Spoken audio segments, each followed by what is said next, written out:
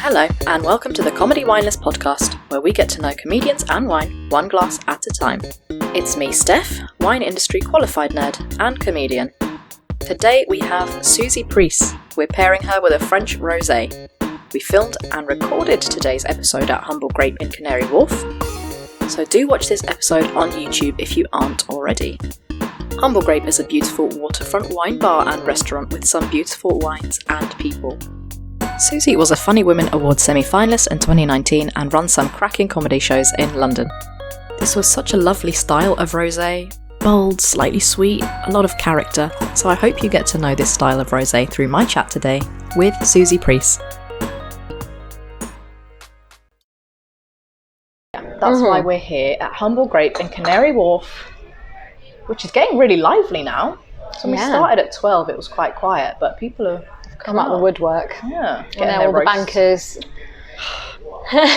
Spending that money on that good wine. Yeah, I don't blame them. I know. So what have you been up to? Crucially, more importantly. What have I been up to? I went to see a rugby match yesterday. I don't know anything about rugby, but I love rugby men in shorts was lovely. Like lots of hot pants. Just doing that their bums. It was fine. I'm getting really flustered now. Yeah, and I'm like, oh my god, I need to take a minute. What have I been up to? Just life has got busier, which is good, but it's all a bit of a blur because it's gone from like nothing at the start of the year to like. You've been running a few gigs though, haven't you? I have. Yeah. One in Balham. She's taking the wine away from me. Yeah. I feel very nervous about that. I can see you just eyeing it up in the corner. I'm like, Suzie, so not yet. Pretty looking. Okay, not yet, girl. Take this away as well. Oh my god. I'm like the naughty kid, like stick to your coffee. Because the setup. Like I can't see my beautiful face. Yeah, you need to show the wonderful new hair. Thank you. Which is wonderful. Telling the viewers because they needed to know. It is beautiful new Jange hair. Jange. A lovely shade of copper. It's great, honestly. Oh, Suzie. But yeah, I've been running my gig in Balham at the exhibit, which is like super fancy. I've been. Me and Jinia Cheng went a few weeks ago, really? just randomly for a brunch. Right. And there were fish swimming. Yeah. And there was dancers, but it was like 12 p.m. Oh, really? Like drag and yeah. But it really kicks off in there, and it's very like ladies who brunch. I loved it. Yeah, I know. I'm like, it's so basic bitch, and I adore it. Like, it's perfect. Just to put it out there, I do adore it there, but it is like, oh my god, brunch. That's exactly what I was like, and I was like living for it. Yeah. And I kind of think that is my audience. Like, maybe. I think that if I had a kind of ideal comedy fan, it would be a lady who likes Megans. I like that. And you do cover some sort of female topics. The one I'm remembering in your last set was going to an all-girls school, for example, and stuff. Yes. That I find really interesting because I did as well. Right. And that's like relatable to not many people. It's like, if I do that set and it's like, you know, mostly blokes, I'm like, well, fuck it, I'm just going to have to go with it anyway, aren't I? But it's it should be so interesting for them, you know, like what is it like in an all-girls school? Because it's something that you'll never get a chance to experience, and you should want to know what it's like. Yeah. No, do your fantasies match the reality of what it was actually like? I'm kind of torn about whether or not I loved it or hated it. Yeah. I think I loved it at the time, but in retrospect, I'm like, oh yeah, I'm stunted as a result of. Yes. Yeah, but. There's a lot of weird competition that happens, and like a lot of hormones kicking off at the same time. And it's quite political and hierarchical and all the things that schools can be, but just magnified, I think, when it's just one gender. Yeah. I have some great mates from there still, which is good. That's cool. Kind of like the main thing I hold on to, but like my ability to talk to men is like, I think still quite bad. What? No, it's not now. I've never seen you talk to a man. Yeah, exactly. Think about it, and you'll be like, "Oh yeah, she's really bad at it." I don't know how I'm in a relationship. I don't know how that happened. No, I think it's just one of those things that it took my 20s to kind of figure out how to be like, oh yeah, you can be friends with boys and like all of that, because at school we were just terrified of them. Fine. Or at least my group of friends were. We were nerds, so. Aww. That's maybe why we get on, because I was definitely a nerd at school as well. Yeah. You weren't cool girl? No, I always tried. And I would go to like summer camps as well, where every year I would be like, this year I'm going to be the cool girl. And I could never do it. Ever. In Poland as well. Really? Yeah. And so I should have been the cool one, because I was the British chick. Yeah. Still couldn't do it. Like a bit more. So you're half Italian, half Polish? Correct, yeah. Great name. Are you just British, Suzie? Or is there I'm a bit Greek. Oh, hello. Half Welsh, and then a bit English. So that doesn't come out in your stand-up too much. No, it doesn't. I feel like it would be a bit... what's the word I want? Like, just...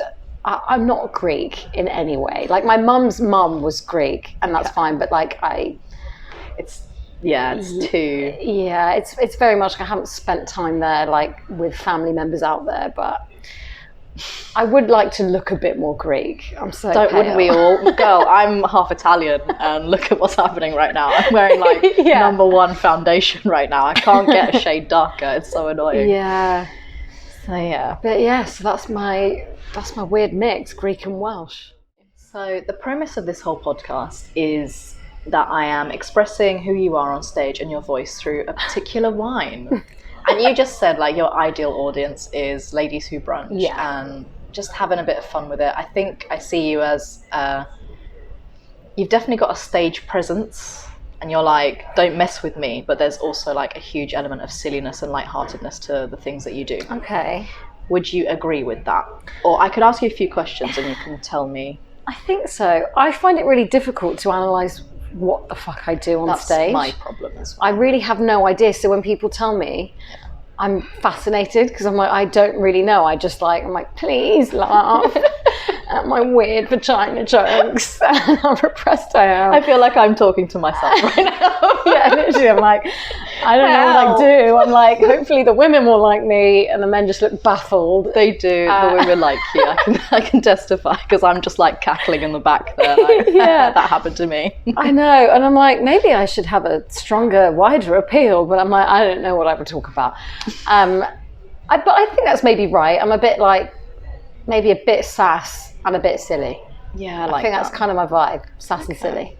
I would say that the wine that we brings us to ta-da! Look at the label as well. Oh, look at this stripy bastard. Jazzy. Oh my god, it's beautiful. Isn't it?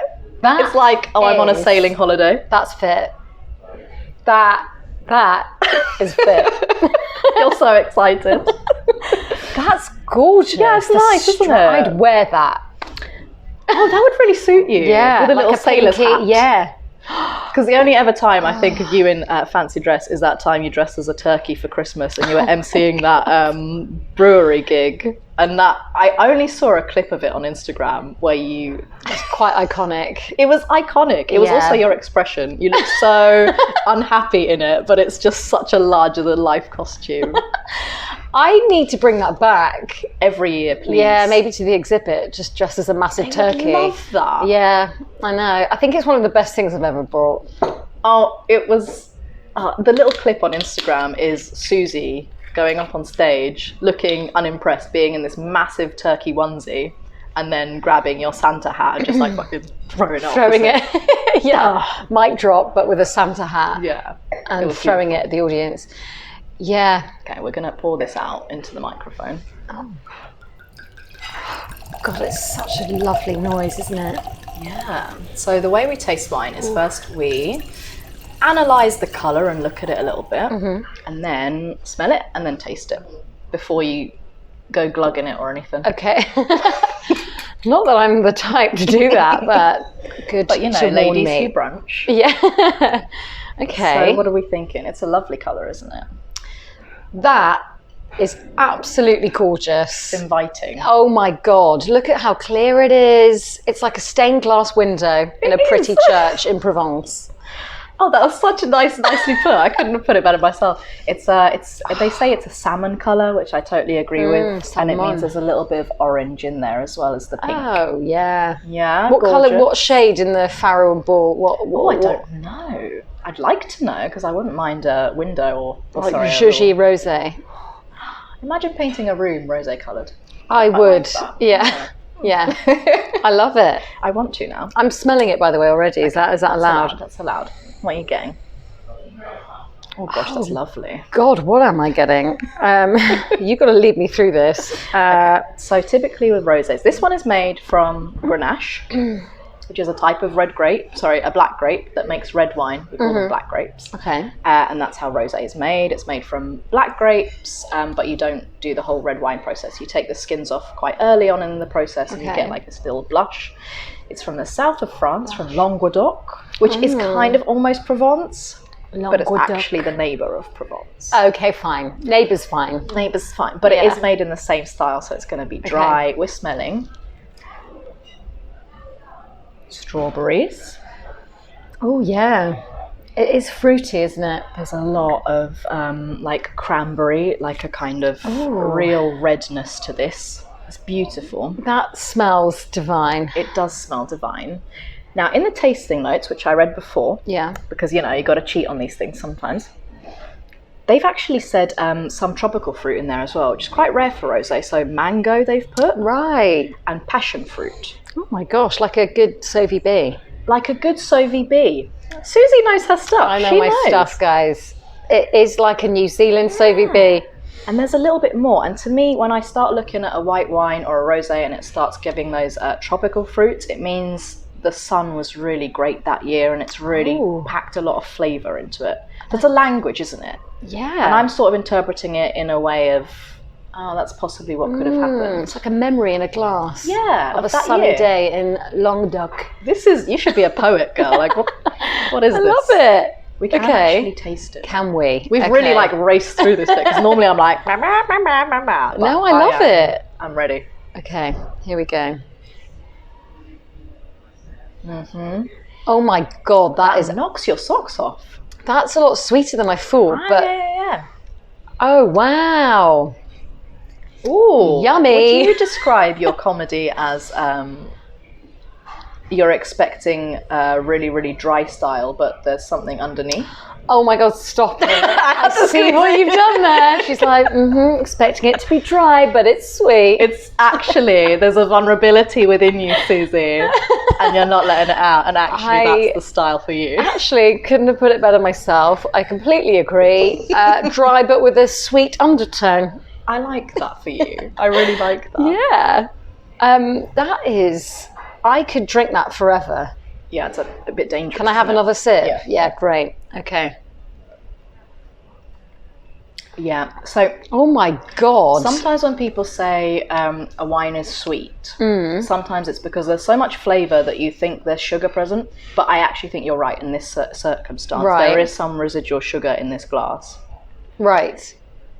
And you know that we're really used to like dry styles of Provence and stuff. I think this is actually really exciting. And it really suits this style, this bit of sweetness. It's beautiful. And it doesn't even matter if it's wintertime. I could drink rosé throughout the year. That's true. This is summer in a bottle, isn't it? It is summer in a bottle. Yeah, I love it. I want 6 of them. Well, can I take Humble a bump? Grape. It's so nice. I was going to ask you about how you would describe because we've obviously just described a wine and gone through it. How would you describe your comedy in, let's say 3 words, but if you've got more, then go for it. Okay. Well, I think sass and silly are my first 2. True. Sass, silly, angry. That's so interesting. I think I'm a bit pissed off at everything. I think you can be. Yeah. But you're smiling when you're saying it. Yeah. So it's totally... But a lot of things fuck me off and I don't think I know how to like vent it, and I can't do it on Twitter because I don't know how to write tweets. I would love to know how you express that because I struggle sometimes. Right, okay. My writing process isn't that thorough. What it will be is like I will write an idea down of something that annoys me. So like, I don't know, like flagging down a bus, like advice from the government when it was like, oh, if you feel in danger, all that kind of stuff. You know, when you just get angry about something that happens and you're like, ridiculous. Right, how do I find the funny in that? And I think it's usually the anger that starts me off. and then I'll try and formulate something around it, which isn't just ranting at people on a mic, because that wouldn't be comedy. So I'm like, how do I? But it's, I find my way of kind of formulating it, I have to just speak it all out loud. Like I'm not very good at just writing like, here's my beginning of the joke, the middle, and then the punchline. I sort of have to just wander about talking to myself. How do you I'm not sure capture that? Because I've started now, right? But someone told me about an app recently that you talk into and it puts it to text. Yes. So you can kind of see your voice written out almost. Oh, that would be really useful. I'll tell you about it. Thank it is you. called Otter, if any budding... Otter? Yeah, the app. Like the animal? Just like the animal. Okay, great. Yeah. Otter. Yeah, that would be useful, because I just wander about chatting shit to myself. It helps a lot. And yeah. What's your way of doing it? I did it once on this app and it was wild, because like I can re-listen to my own voice and read it as I go along, but the second time you read it, you start seeing the funny bits of your rant. You go, oh, of course you would think that because you're a massive douchebag, or you know, whatever. Like, yeah. And then you start seeing the lightheartedness just because it's written down, and it just proved to me I'm quite a visual person, obviously. I need the two. It's not just audio for me. Yeah, okay, so fair it's enough. Really useful. But generally, do you kind of write? You'll just kind of like sit down and I've tried so many times. Like Tuesday is my writing day, and the whole day goes, and I've been sat there staring at a piece of paper. The best jokes I tend to write is when I do roast battle. Oh, really? Yeah. I've never done one of those. I'm really scared of them. You'd really love it. Really? I know it is very scary, but at the same time, you are on the stage with someone else and they're sharing in your trauma, so it can't possibly be that bad, because even if it is, they're there. But they're going to slag me off on stage. I would you really learn struggle about yourself. But let's say we did a roast battle. Yeah. You would just slag me off on stage, tell me in advance you've got some jokes at my expense. I think I'd cry. I would just stand there and be like, I can't make it. There's What are you other being so mean? So I've done 3 on stage. 2 of them I didn't know the jokes beforehand, and 1 we told each other the jokes. We could kind of mentally prepare for them a bit. Right. So it's also a viable plan. Oh, fine. Okay, so you know in advance how you're going to be ripped apart. But you're sassy as well. I reckon you could handle it on stage. You say that. I think I'm really fragile. I like comedians. Yeah, I know. I'm like, my ego is very fragile. I'm like, I can slag everyone else off, but I'm like, don't come for me. I don't know. Like, maybe the thing is, I'd have to really, really like the person I'm doing it with. I get you. Yeah. Because if I didn't really like them, I'd probably just be like, you're a fucking twat. And there wouldn't be a joke in it. It would just be being mean. And then they would say something like that really hit home to me, and I would just like shed a tear and leave early and be like, well, that was not fun. So you need to know the person, Maybe, although it's probably just something I'm scared of, so therefore I should do it. Like with all comedy, right? You're like, this is terrifying, go for it. It's worrying that that's how we see the world, but it also is the only thing that changes our skill level. Like we level up that time when we challenge ourselves. Yes. I'm not challenging myself enough, apart from the roast battle thing. Really? It is. I have written jokes, and the only time I'm like good at writing jokes is roast battle, because I get really excited about roasting someone, and that thought is in my mind for a month, and I only ever book it a month in advance. I can't do it like, oh, next week you've got a spot. I can't do that. Okay. And then every now and then I'll be like, oh, how do I slag off Patrick was the last one on Friday.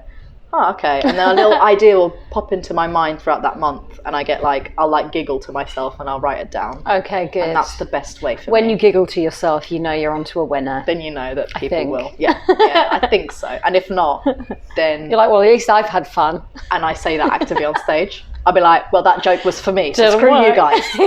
Yeah, exactly. I do that so often. You're like, I'm having a lovely time, even if you look like you want to die. Exactly. But speaking of that, I don't know if you, as a female comic, ever get this. When you're looking into the audience and you see someone give you like a pity face, is that because I'm looking directly in their face, or is it because I'm talking about my vagina? Which one is it, wow. Suzie? I don't know the context of your vagina jokes, but I think it's just the eye contact and when you choose to do it. I think so. Like if you are doing like your vagina bit, and someone locks eyes with you, it's like, they're like, I like you, but right now this is weird. Yeah, that's true. It's almost like you have to kind of pitch the vagina above the head just to sail it just a little bit further out so people don't feel too awkward. That's a good idea. Yeah, look here. vagina above. Yeah, woo! Like most of my jokes. Whee, bae. I love it. I don't know, like I have this thing that if I do my bit, whatever that bit may be, and people are like actively like hatred or just indifference, I can't help but hone in on them. I do that. It's like my challenge. I'm like, I'm gonna fucking make you smile and at the best laugh. But I shouldn't, because everyone else around them is having a lovely time, but I'm like, no, this, I can't say the C word, but you know, when you're like, I'm honing in on you, and because you are actively not having a good time. It's not even that, I feel like you're trying not to smile at this point. Yeah. Yeah, Chill out. just chill out and have a bloody laugh. I know, I've seen so many of those audience members. But for you, when you MC as well, because you MC, and that's what I wanted to ask you, but I wanted to phrase it in a really weird way because I wanted to link the wine to this. Oh, yes, please. So bear with me. There's a really nice story behind this particular wine. The guy that set the winery up, I think it was in 1890, the reason he had to do it was because he married a winemaker and she gave him a parcel of land. And the question was, kind of behind every great idea is a woman steering the ship. And as a female MC who steers many a great night, my biggest challenge right now is when I MC and when I do a spot, I'm two slightly different people. Right, okay. How do you manage to squeeze in your material when you MC? Do you so much? Yes. I try and be really subtle about it, but I think I'm as subtle as a truck. I'll be like, that reminds me of, I went to an all girls school. It's like, yeah, no, nice one, Suzie. Good segue. Great segue. When someone's like a lad, he's like, yeah, football. I'm like, oh, girls school though. This one time in girls school. Yeah. I do try and fit it in. I find it's quite useful to try stuff through MCing. So like, that's kind of why I love it, because you can kind of just shove random bits out. And also people don't really know you're doing a bit. I do try and kind of like sneaky, smush it in and be sneaky. Yeah.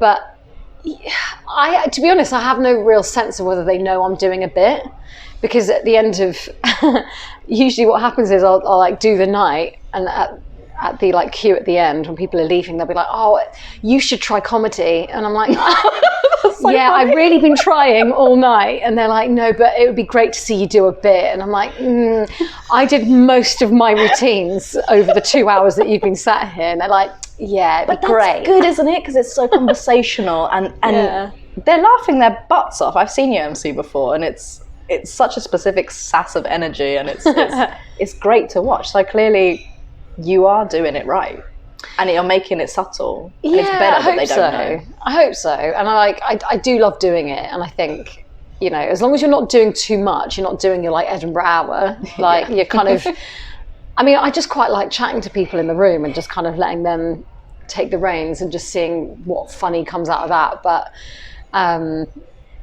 But yeah, it's hard if an act has kind of been a bit low energy, and you're like, my job right now is to do a funny bit, but I'm like, this doesn't relate to anything that's happened in the evening, and then you're like, and your next act is yeah, I hear you.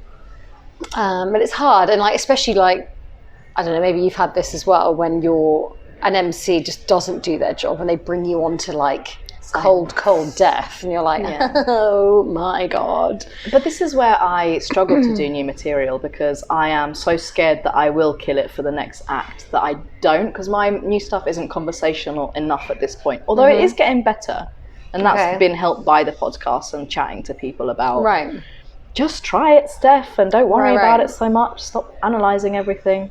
Yeah, no, it's fine. This is so good. Yeah, you enjoying it? Yeah. Cheers. Chin chin.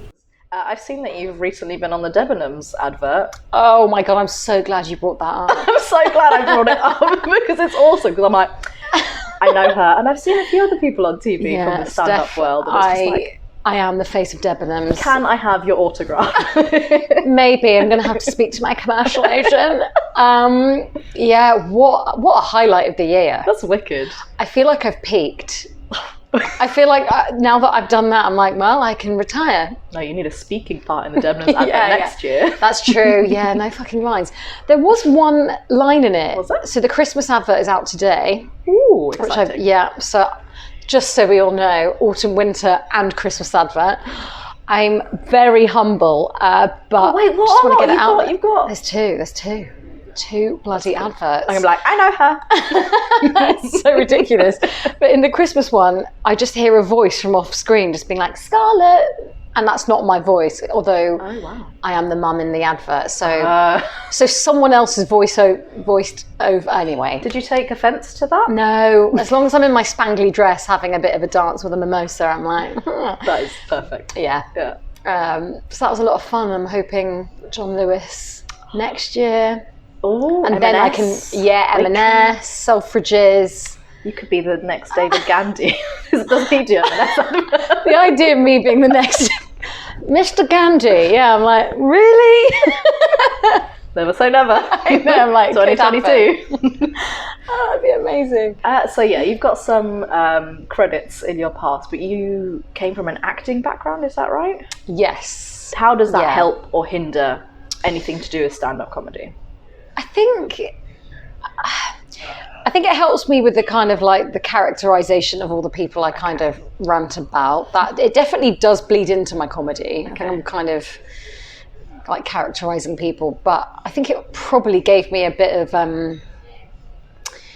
I guess confidence to kind of just stand with a mic on stage and do it in the first place. I think because it wasn't so alien to me that I was on stage. I've spoken to other actresses before, and they take one of two stances, and not they're not doing stand-up right now. One of them is my friend Izzy, who thinks the idea of stand-up is quite possibly the most terrifying idea, because it's no longer a character in her view. It's more you're being judged on yourself, I guess, and all of this stuff. So it feels very polarizing for the acting community as to whether stand-up is part of their journey. Yeah.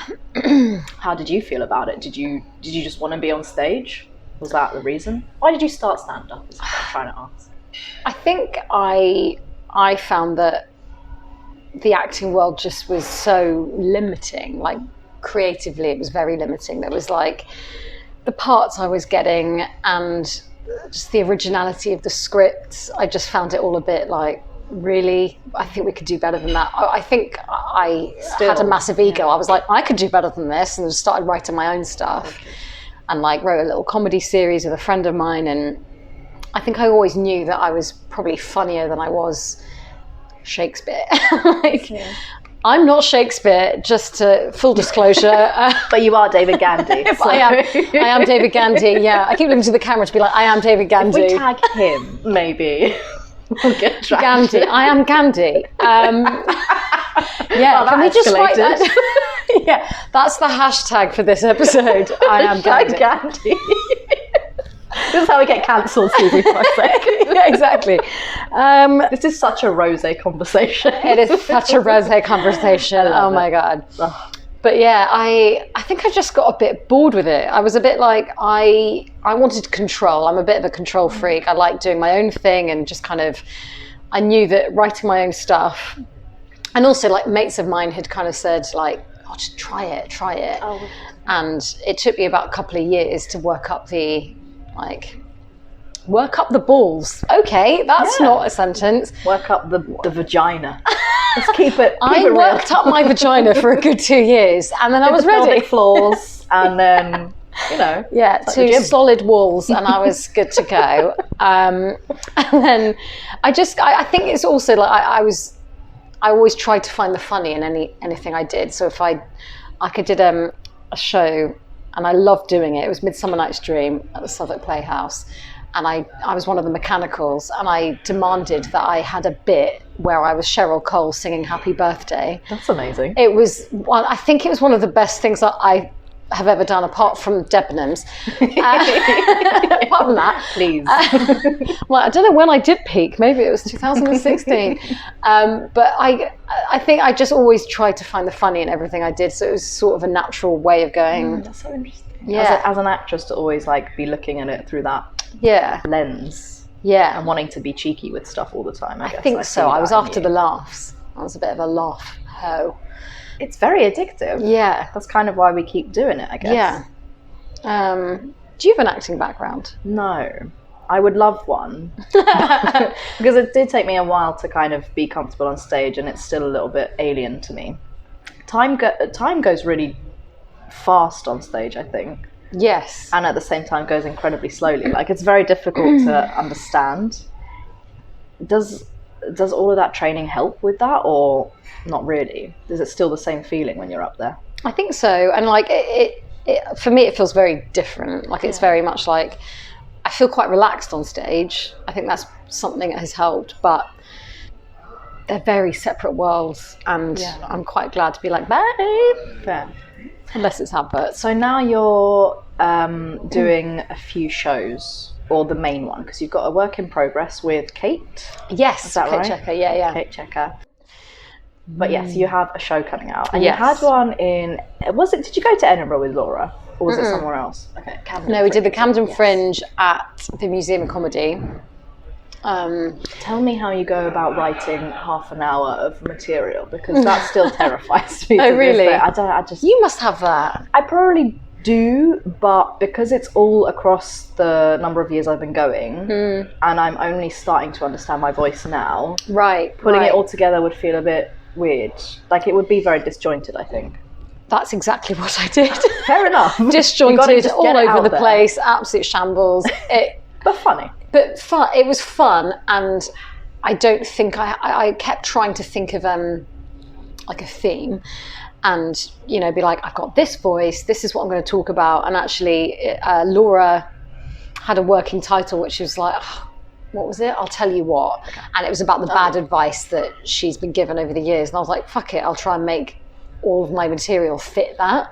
Okay. And actually, it was quite useful, because it was kind of like, oh, this is what they told me in school. And I don't know, I feel like you segue stuff a little bit. Kind of, yeah. And that was just completely arbitrary, and her just saying that there was this title, and it didn't, for me, I didn't really mind too much. I know that if I was to do like a proper show, it taught me that I would have to have like a proper theme, probably bashing men. I mean, it's going to be something like that. I do it all the time. It's like, if there's a white guy in the front row, he's my target for the whole 5 minutes or 10 minutes or whatever it is. Yeah, exactly. It's funny. I know, it is. And they enjoy it secretly. They love the attention. Do. Exactly. They love being bashed. They do. I love being smashed. So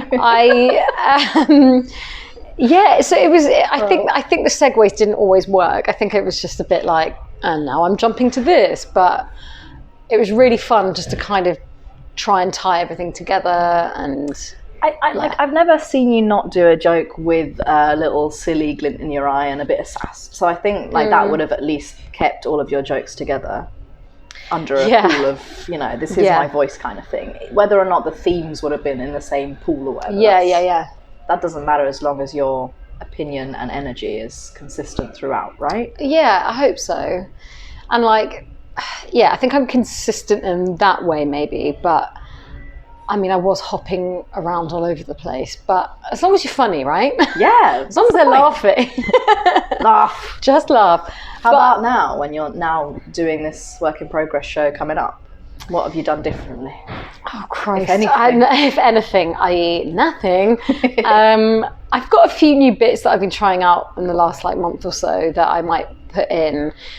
But again, it's not really on a theme. So I don't know, I feel like I'm still just figuring it all out. I feel like I'm not quite sure what the voice is. Do you know what I mean? Everyone's like, oh, you'll find it and it'll come to you. And I'm like, eh.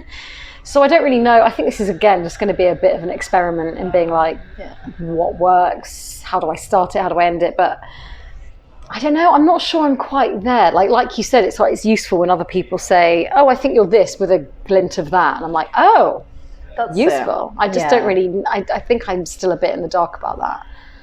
That's exactly how I feel. But I've been doing this podcast for a bit, and I'm basically like trying to go, how'd you get your voice? How'd you get your voice? And everyone is responding in the same way. I think we're all in the same boat, and we're going, the only thing I can do is truly mine my opinion for something and truly mine what I feel, because if I can do that, then I will be consistent with it, because you can only be yourself.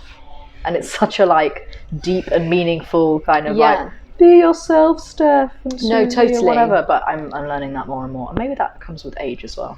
And just age and just doing it over and over again. You're like, okay, I'm figuring it out quite slowly. Like, I think my process has always been slow. Like, I'm slow to everything.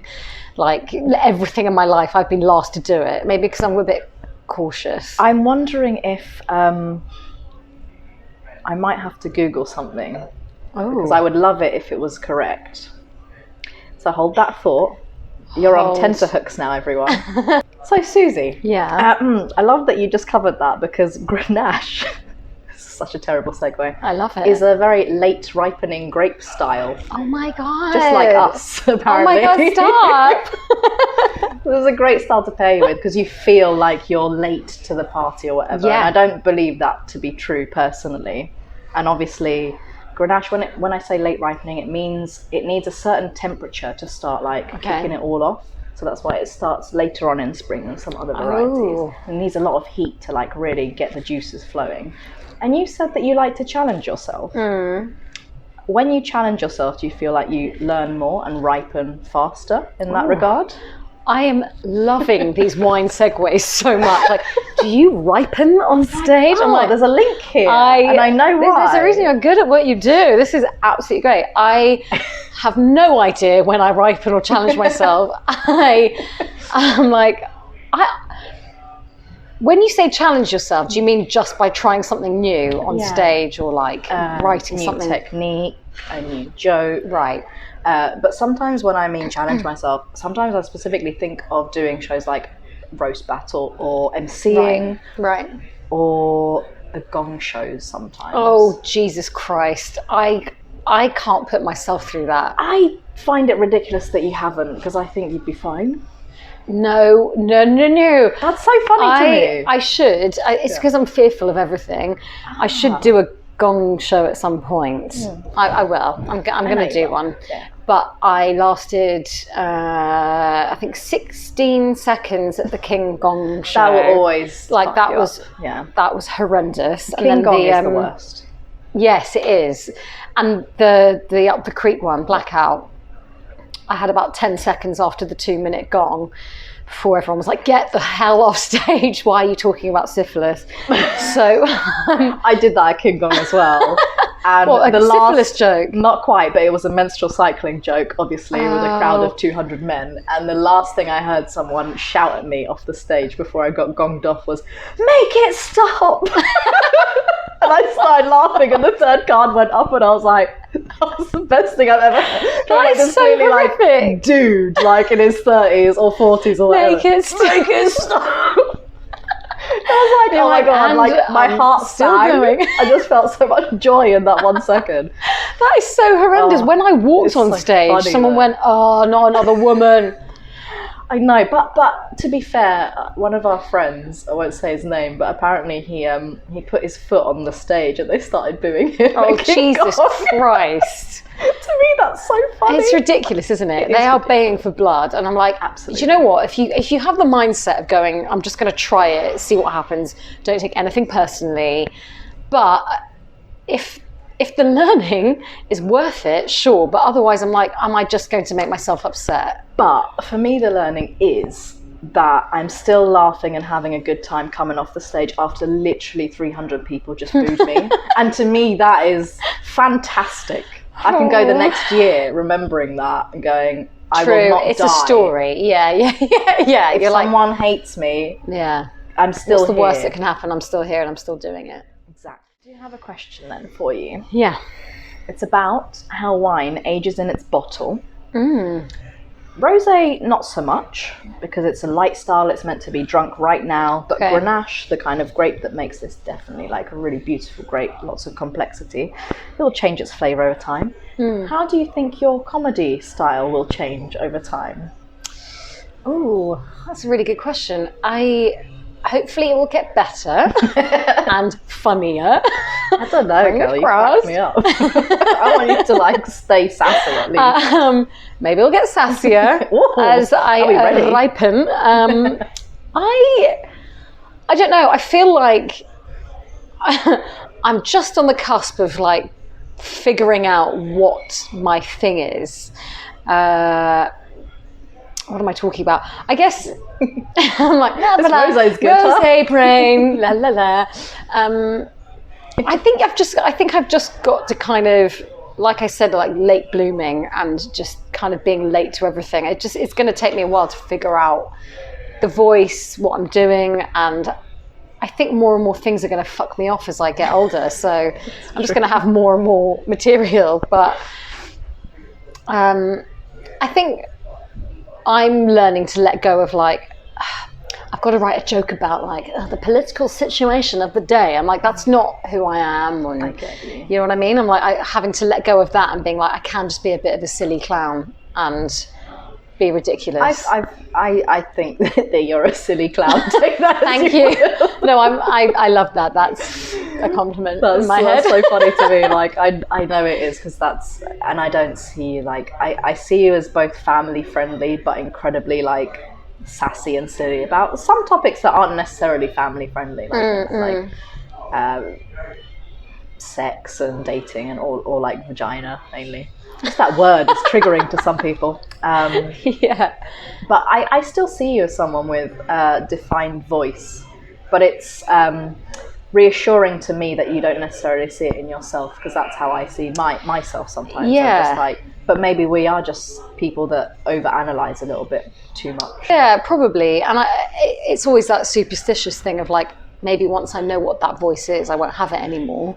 So like maybe it's good to actually go keep doing what you're doing and keep it in the moment and right, rather than being like, oh, that's who I am now, so write like that. And that's a good point.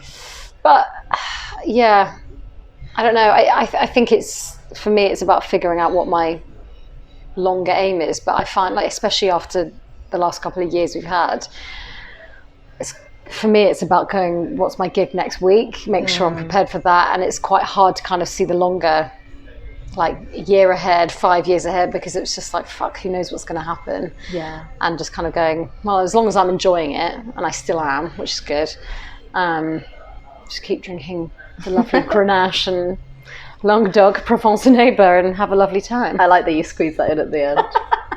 Babes. Thank you very much. Not at all. It was a pleasure. Cheers. To our comedy careers. May they forever ripen. And flourish and ripen. Face the Debenhams. Check it out. So that was Suzie Preece on the Comedy Wine List podcast. Do follow us on Instagram at the Comedy Wine List. You can also follow Suzie on Insta at Suzie Preece. That's Suzie with a Z, S-U-Z-I-E. The rosé we had was made from Grenache, and it's come from the hot climate that is the south of France. It was vibrant, lots of peach and a little sweetness. Totally delicious. It really suited this conversation, which was basically just us having fun and a bit of a weekend catch-up session. The wine bar of Humble Grape in Canary Wharf was also a very perfect setting for it. I felt that what I learnt from our chat was that if you can balance sass and strength, but with that bit of sweetness and being honest, that's a lot more interesting and endearing than just being one note, like, you know, just being sassy on stage or just doing one kind of joke, you know? But you can catch Suzie doing her thing in Balham at the exhibit for her gig there. Get some rosé while you're at it. Thank you for listening, and we'll see you for the next episode in our French wine series. Cheers!